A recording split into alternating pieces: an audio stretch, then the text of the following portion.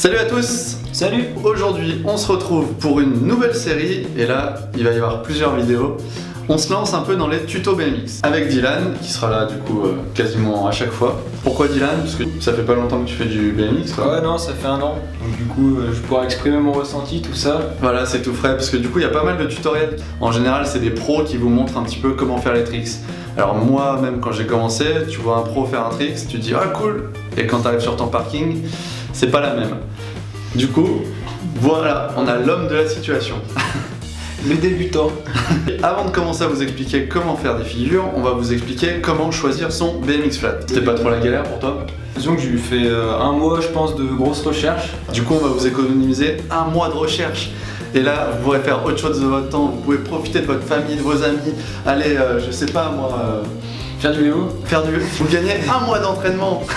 Mais qu'est-ce que le BMX flat, Kevin? C'est une bonne question, mon cher Dylan. Le BMX flat, c'est simplement du BMX sans module, au sol, l'équilibre sur la roue avant, roue arrière, on tourne sur nous-mêmes. Bref, on fait un maximum de tricks, il n'y a pas de règles, c'est du freestyle, mais sans module. Je crois que ça fait beaucoup de modules. Le mec qui veut l'explication de la blague de Dylan, sans module, effectivement, ça fait beaucoup. Pour bien choisir votre BMX flat, j'ai ramené le mien. Comme ça, on pourra faire une petite comparaison et je vais vous montrer toutes les pièces spécifiques au flat que j'ai sur mon vélo. On va commencer par le cadre. Le cadre, là, la géométrie, elle est assez classique. Vous allez pouvoir trouver des cadres croisés et tout, n'ayez pas peur. C'est propre au flat, en fait, il y a des géométries qui vont vraiment varier pour laisser un peu de place au-dessus, en dessous. Au niveau de la taille, donc comme je vous disais, il est un peu plus court. Moi personnellement, mon cadre top tube il est en 19 pouces. Moi 19 ça me convient parce que je fais vraiment principalement du flat. Je fais très peu de street à côté. Donc pour que ce soit maniable, plus c'est court, plus c'est maniable. J'ai vu pas mal de commentaires de gens qui se mettent au flat en disant je veux rouler comme Mathias Dandois. Du coup je prends un vélo street. Du coup je prends un grand cadre. Sauf que le mec fait 1m60 et Mathias en fait quasiment 1m90. Du coup, mec, tu vas avoir quelques problèmes. Deuxième point, on va aller à l'avant du vélo, la potence. Donc comme le cadre, elle est un petit peu plus courte, vous avez des potences très courtes, vous pouvez rouler avec des potences un peu plus longues pour plus de stabilité. Mais en général, un vélo flat, ça reste quand même assez compact par rapport à un vélo street. Autre point, la fourche. Donc la fourche en flat, elle a 0 déport. Donc si vous voulez, la roue elle est dans l'alignement de la fourche. Ce qui fait que peu importe le sens, hop, je vais mettre un coup de guidon. Pour les tricks, la roue sera toujours alignée et du coup c'est beaucoup plus stable. On va passer à l'arrière du vélo. Vous voyez, au niveau de la selle, elle est vraiment montée. Pourquoi? Parce que du coup, pour plus de stabilité, quand vous faites une roue avant, la selle, il faut qu'elle vienne se caler sous les fesses. Plus elle est haute, plus ce sera facile de catcher la selle et de garder le tricks. Il y a beaucoup de figures aussi en flat où on garde la selle à la main. Si elle est vraiment en bas, vous allez vous pencher, vous allez avoir mal au dos. C'est plus simple de la monter. Alors moi, elle est vraiment remontée. Après, certains préfèrent un petit peu en dessous. Ça va être vraiment votre préférence à vous et comment vous allez vous sentir à l'aise sur le vélo. Les cale-pieds, hop, donc il y en a 4 en flat, indispensable quasiment parce que aussi bien sur l'avant que sur l'arrière, il faut pouvoir faire des figures et reposer les pieds. Pour évoluer aussi bien à droite, à gauche, à l'avant, à l'arrière sur le vélo, il faut 4 pegs. Les pneus, vous pouvez commencer avec des pneus classiques. Par contre, il faut les gonfler au maximum. Donc si sur votre pneu, normalement, il y a marqué inflate avec le nombre de barres qu'il faut que vous mettiez maximum, vous pouvez dépasser un petit peu le maximum, normalement ça devrait tenir. Avec des pneus pro, là c'est les RS que j'ai dessus, je mets à peu près en moyenne 8 barres. Pourquoi 8 barres? Parce qu'il faut que en flat on ne perde pas du tout de vitesse. Vu qu'on ne fait pas de saut, vu qu'on ne fait pas de choc violent, on gonfle les pneus vraiment durs. Comme ça on perd pas de vitesse et c'est beaucoup plus facile de reprendre de l'amplitude sur certains tricks. Et dernier point, le free coaster. Donc là, quand on va en avant, c'est normal, les pédales ne tournent pas. Et quand on recule, les pédales ne tournent pas. Ce qui fait que quand nous on est sur la roue arrière, qu'on fait avant, arrière, sur un vélo street par exemple, les pédales elles vont faire même chose, en avant, en arrière, en avant, en arrière. Là, sur un vélo flat, les pédales resteront toujours à la même position. Et vous pouvez l'enclencher en fait en forçant, hop, et là dans ce cas là les pédales reculent. Une fois que je fais ça, les pédales ne reculent plus. Bref, en gros, ça c'est un élément qui n'est pas indispensable quand vous commencez parce que vous allez faire principalement des figures en rolling tout droit ou sur la roue avant. Mais par la suite, ce sera un élément indispensable pour vraiment apprendre de vrais tricks en BMX flat. Bon alors maintenant qu'on a parlé des spécificités du vélo flat, on va parler donc du budget. Donc pour commencer, ça démarre vers les 150 €. Donc pour des vélos complets dans des magasins de sport, soit Decathlon ou Intersport, ce sera des vélos assez bien pour débuter, mais qui seront vraiment pas évolutifs. Là on est sur du neuf, en gros à 150 € neuf, comme ce que Dylan disait, Decathlon, Intersport. Attention, ce qu'il faut éviter c'est surtout Carrefour, Leclerc. Désolé les gars. Non, les grandes surfaces, en fait, le problème c'est que c'est lourd, c'est bon marché, mais par contre, déjà, c'est quasiment impossible de le revendre, ou alors vous allez gagner rien du tout derrière. C'est pas évolutif. Alors, comme disait Dylan, Decathlon non plus, parce que toi, t'avais un vélo Decathlon au début, c'est ça? C'est ça que je l'ai depuis longtemps. T'as dû changer toutes les pièces. Oui, acheter un nouveau vélo. Acheter un nouveau vélo.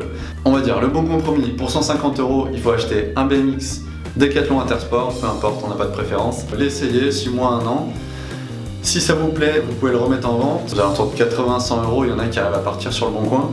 Et du coup là, vous pouvez prendre quelque chose d'un petit peu plus haut de gamme, en tout cas moyen de gamme, pour vraiment vous mettre à la discipline. Pour 300 €, on va arriver sur des... Enfin même un peu plus 400 maintenant. Ouais, 300-400 € à peu près. Sur 400 €, donc sur des vélos vraiment spécifiques flat, complets, donc faits par des marques de BMX flat. Les marques qui font du BMX complet aujourd'hui, entrée de gamme, ça va être Farest Cycle, Ares Bike, Autumn, Cache Bikes et Saint-Martin. Je crois que j'oublie personne, si j'oublie, laissez-le en commentaire. Vous pouvez les retrouver sur, en France, Esprit BMX et les 3 roues BMX Shop. Et à l'étranger, du coup, ça sera plus Kunstform ou Flat and Fuel. Par contre, du coup, faites attention si c'est aux US parce qu'il y a la douane, tout ça, donc vous risquez de payer un petit peu plus cher pour le faire bien. Après, voilà, on conseille toujours d'acheter français, faites marcher un peu les shops locaux, c'est toujours cool. On parle des shops locaux, il y a Esprit BMX et les 3 roues. C'est les deux principaux shops de flat. Faire marcher les potes un peu. Maintenant qu'on a parlé du neuf, on va parler de l'occasion parce qu'il y a des sacrés coups à faire. Alors on se retrouve sur l'ordi maintenant. Du coup sur Le Bon Coin, on a tapé BMX Flatland, on a regardé les résultats. Vous allez sûrement pas avoir les mêmes résultats que nous, mais on va essayer de vous faire éviter les pièges et vous donner les bons conseils pour trouver le BMX idéal et les bons coups à trouver. Le premier vélo, c'est un vélo Decathlon. Donc qui pourrait être pas mal s'il était à la moitié du prix qu'il est affiché là en fait. Le problème, comme je vous disais, c'est la fourche qui a du départ. Bon, le guidon il est mal réglé, mais c'est pas grave. Et toutes les pièces du vélo, roue avant, roue arrière, c'est assez bas de gamme, donc ça va vite lâcher. C'est bien pour essayer, mais au prix de 80 €, je pense que ça serait le max. Deuxième vélo, du coup, on est sur la même gamme de produits. C'est Nakamura, donc c'est Intersport, c'est le concurrent de Decathlon. Par contre, Nakamura Flat, ça n'existe pas. Hein. C'est à peu près sur la même qualité que Decathlon, c'est un petit peu inférieur quand même. Par contre, cette fois-ci, au niveau du prix, c'est quand même plus intéressant. Là, tout ce qu'il y a, c'est rajouter 4 pegs. Donc il y en a pour à peu près 20 € si vous les prenez, là il n'y a pas de souci, vous pouvez les prendre en grande surface, Decathlon, Intersport, n'importe quoi, vous prenez 4 pegs, vous les rajoutez dessus, vous gonflez bien les pneus, il y a déjà le rotor, donc du coup vous pouvez faire autant de tours du guidon que vous voulez, c'est très important ça pour le BMX Flat. Et voilà, du coup pour 100 € vous avez quelque chose qui est à peu près bon, et l'avantage c'est que si vous le revendez, vous allez à peu près en tirer le même prix en gros. Donc là on arrive sur un vélo flat haut de gamme, donc il est vendu cher mais il vaut son prix. Après il est assez spécifique, donc on voit qu'il y a une fourche à déport, donc certains flat préfèrent aussi. 2 freins avec un rotor, ce qui est assez rare sur les vélos flat haut de gamme. Si justement vous voulez vous y mettre, je vous conseille quand même au début de garder les freins. Il y a plein de tricks qu'on peut faire avec les freins qu'on peut du coup plus faire sans. Et ça vous donne vraiment beaucoup de bases. Aujourd'hui c'est la mode du brakeless sans frein, mais si vous avez l'occasion de passer même 6 mois, 1 an à garder les freins, franchement ça peut vous apporter que du bon. Celui-là c'est le préféré de Kevin. Pour 200 €, il y a un vélo bien typé flat. Ouais, il y a tout en fait. 20 Parking c'est quasiment le vélo qui a été le plus vendu. Par contre c'est un vélo des années on va dire 2005-2010. Tout ce qui est dessus est assez actuel, sauf les pegs qui sont un peu gros. Enfin, pour le prix, en gros, tout ce qui est dessus, ça vaut vraiment le coup. Vous avez la fourche sans déport, vous avez les 4 pegs, le frein avant passe dans la fourche, donc du coup, vous pouvez faire aussi autant de tours que vous voulez du guidon. Pédalier 3 pièces, c'est le coup de cœur du jour. Donc celui-là, c'est un vélo street le prix qui suit. Donc c'est bien pour faire du street. Après pour le flat ça fait cher pour un vélo qui sera pas forcément adapté. Là le souci du coup c'est la fourche, la tige de selle, les pneus aussi qui vont pas être vraiment adaptés. Pas de free coaster non plus. Pas de free coaster non plus.